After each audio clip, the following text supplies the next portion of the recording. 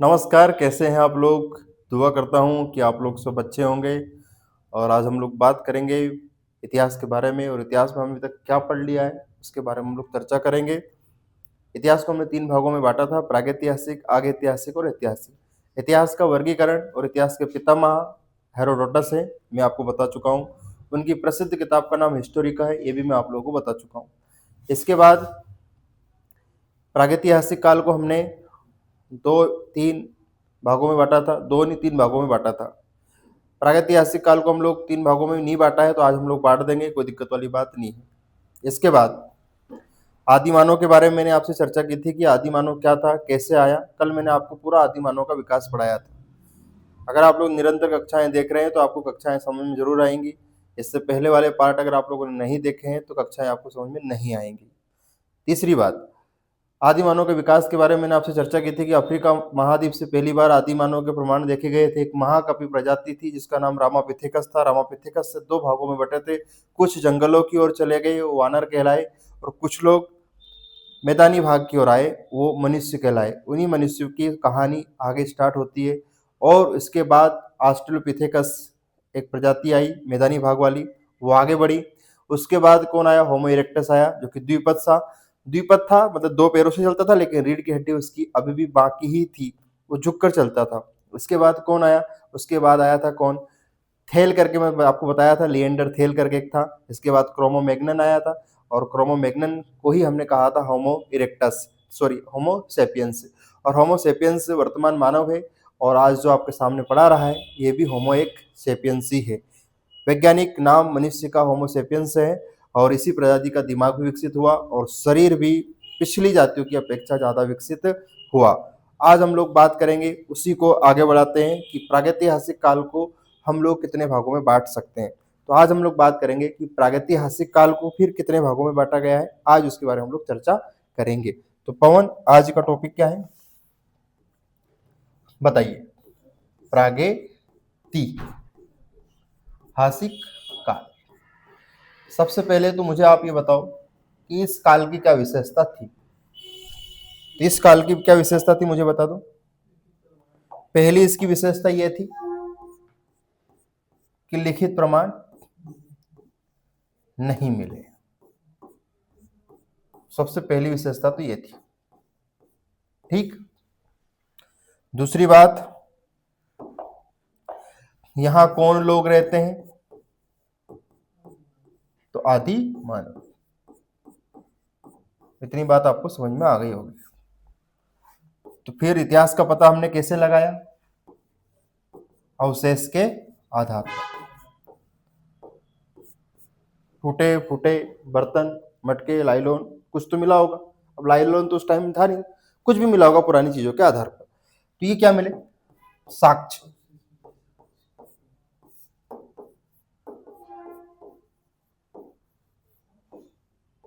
साक्ष्य मिले। ठीक है, आगे देखते हैं। अब प्रागैतिहासिक काल को हम कितने भागों में बांटने वाले हैं? 3 भागों में। कितने भागों में? 3। तो यहां लिखेंगे हम लोग प्रागैतिहासिक काल। जितनी बार लिखोगे उतनी बार सीखोगे, जितनी बार लिखोगे उतनी बार ही सीखोगे। प्रागैतिहासिक काल को हमने कितने भागों में बांट दिया? 3 भागों में। क्या आप पवन उनके नाम आपको याद है? अगर नहीं याद है तो आप लोग देखो। एक है नव पाषाण काल।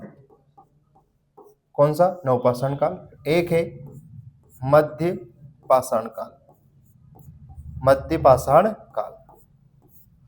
और एक है,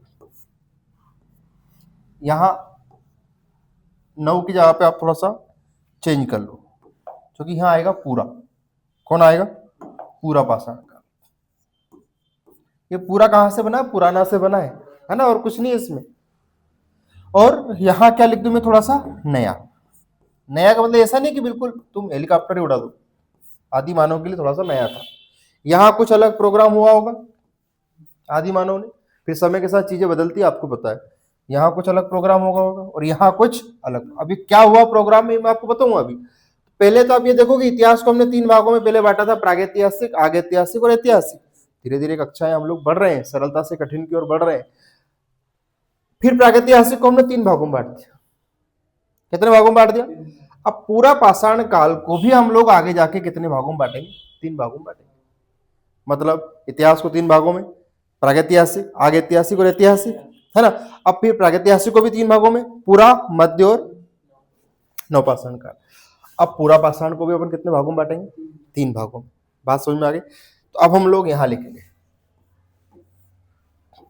इसको हम लोग क्या कह सकते हैं? निम्न। क्या कह सकते हैं? और ये क्या हो जाएगा? मध्य। और ये क्या हो जाएगा? नव। मतलब अब इसको ऐसे बोलना, निम्न पूरा पाषाण काल, मध्य पूरा पाषाण काल, नव पूरा पाषाण काल। नहीं आया समझ में? देखो हमने इतिहास को कितने भागों में बांटा था मुझे बता दो। 3 भागों में। एक तो आपके सामने जो ये दिख रहा है, आग ऐतिहासिक के बारे में भी हमने चर्चा नहीं की और ऐतिहासिक के बारे में हमने चर्चा भी नहीं करी। नहीं की ऐतिहासिक के बारे में चर्चा हमने। फिर इसको कितने भागों में? फिर इसको कितने भागों में? 3 भागों। बात समझ में आ गई होगी आपको कि नहीं आई? समझ में आ गई होगी। देखिए आज हम लोग बात करेंगे किसके बारे में? कौन?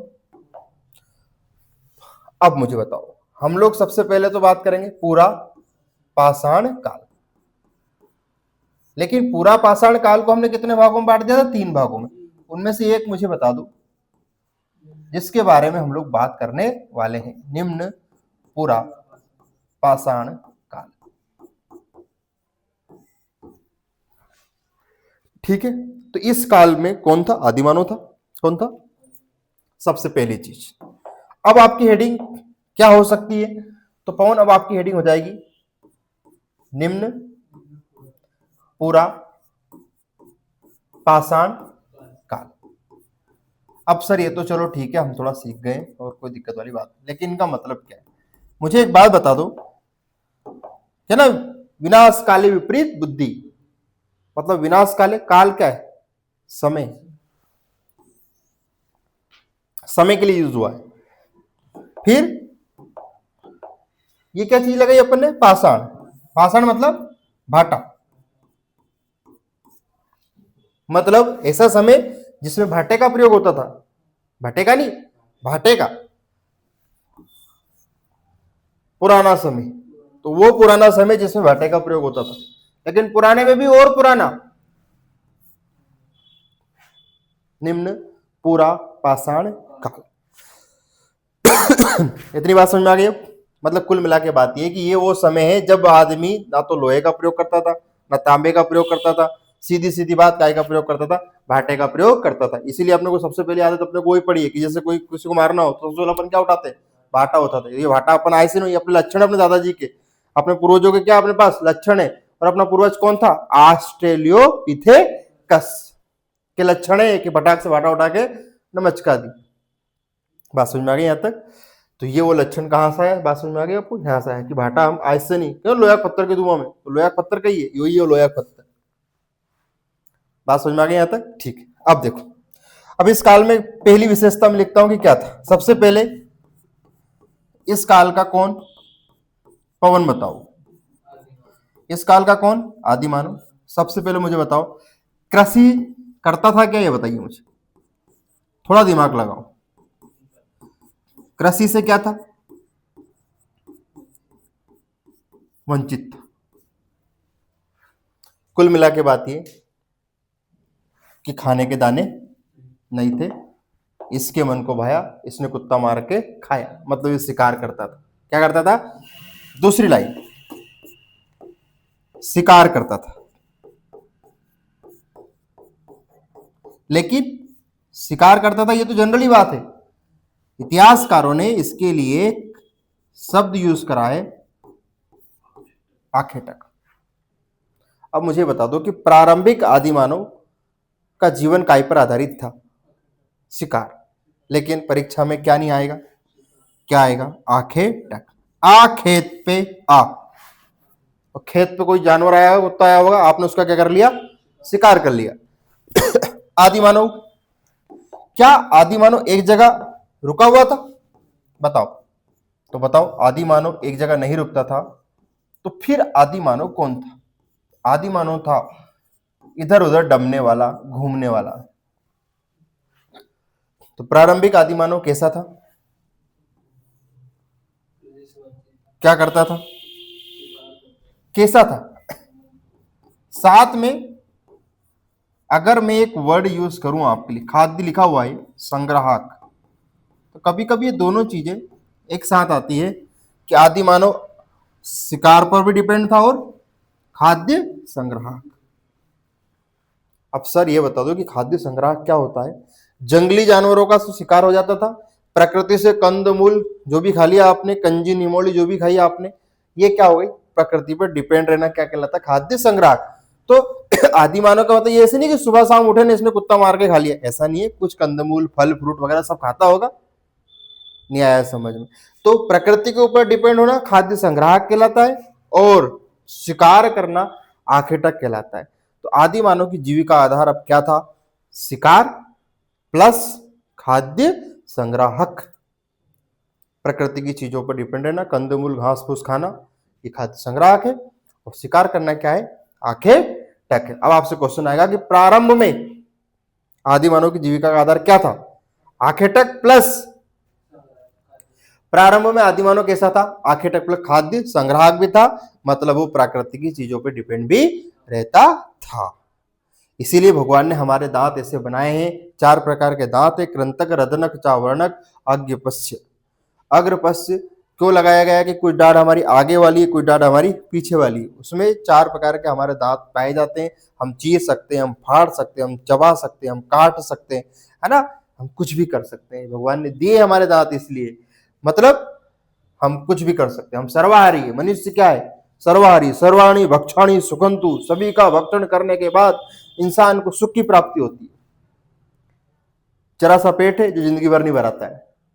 हाथी का इतना बड़ा पेट है वो भर जाता है, गाय का भर जाता है, बैल का भर जाता है, लेकिन इंसान का कभी नहीं भराता। क्यों? क्योंकि वो सर्वाहारी है। सभी का भक्षण करने की उसको क्या पड़ी हुई? आदत पड़ी हुई है। पूरा पाषाण काल में हमने पढ़ा निम्न पूरा पाषाण काल।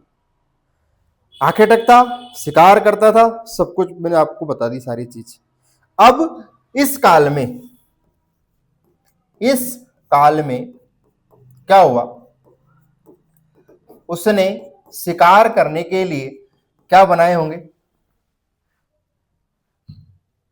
औजार। क्या बनाए होंगे? औजार।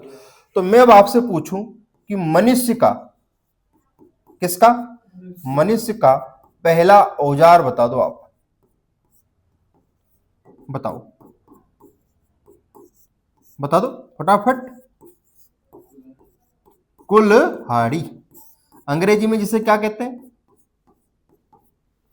एक्स। क्या कहते हैं? एक्स। जिसकी खोज 1863 में रॉबर्ट ब्रूस फुट, पांव को क्या कहते हैं? फुट। पांव को फुट कहते हैं ना। और एक कहावत सुनी होगी आपने, अपने पैर पे कुल्हाड़ी मारना। समझ में आ गया होगा दोस्तों आप लोगों को। तो पहला औजार कुल्हाड़ी है।